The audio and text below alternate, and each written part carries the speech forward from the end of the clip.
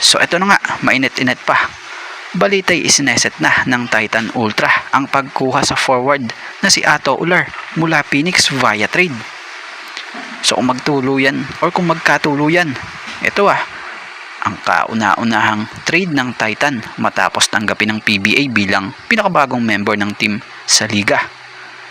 So balitay ang ginawang ito ng Titan ay upang palakasin ang frontcourt ng nasabing team. So about naman kay James Kwekutey, kung matatandaan nyo rito, or nito lang, nakuha ito ng team ng Northport na dating may-ari ng prangkisang ito, kapalit ng big man na si Abu Tratter. So, ang trade nga po na ito ay batay sa source sa isang report nating nabasa, credit po sa Spin, ay pinasimulan nga raw po di umano ito ng Phoenix. So, ibig sabihin, para sa opinion natin, interesado rin talaga ang Phoenix kay Kwekutey.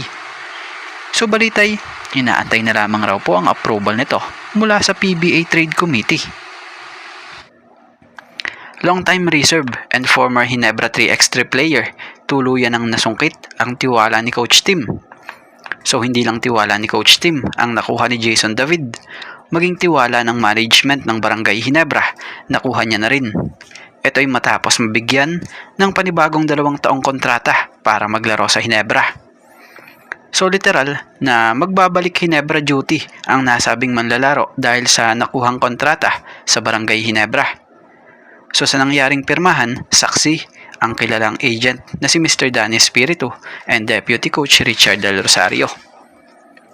So si Jason David nga ay ang isa sa player ng Ginebra din na matagal ding nalagay sa reserve list.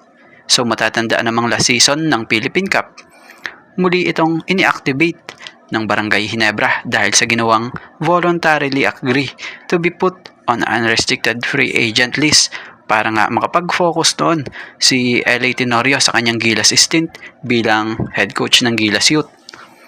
Bagamat naibalik noon sa si LA Tenorio, hindi naman naalis si Jason David sa lineup matapos makuha ni Jason David ang tiwala ni Coach Tim matapos ang pinamalas nito sa kanyang pagbabalik.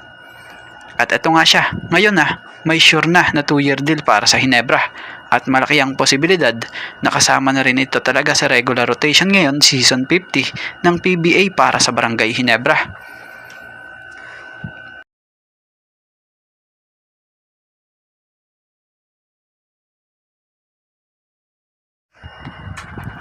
Speaking of Ping Eximignano, nito lang ay inanunsya na ni former TNT tropang 5G player Ping Eximignano ang kanyang pagre-retiro sa paglalaro, na siyang ipinarating niya sa kanyang Instagram post na ayon rito credit po. After ko madrop sa PBA, I'm thinking about whether I last in the PBA or not. Time flies too fast and I didn't realize it's already been 12 years. I'm grateful to God for giving me the strength and to the teams that trusted me. Alaska, Rain or Shine, and Talk and Text. Thank you very much for the trust, and to my fellow players also thank you. Time to face the next chapter of my life, family and business. Thank you very much, PBA. Ping X signing off.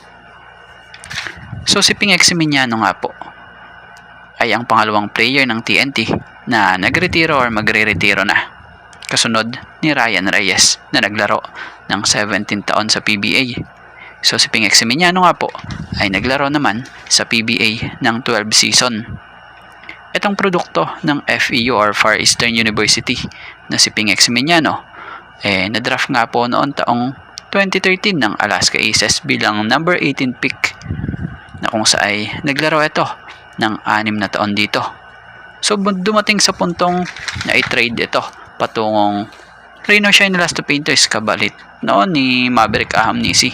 Isa sa pinakamasakit nga na nangyari kay Ping noong tinamaan ito ng ACL injury. Pero napalitan naman ito ng good news nang gumaling ito. Tapos napunta ito sa TNT, nakapaglaro sa 3x3 at naglaro muli sa PBA kasama ng TNT na siyang nakasungkit rin dito ng kampyonato.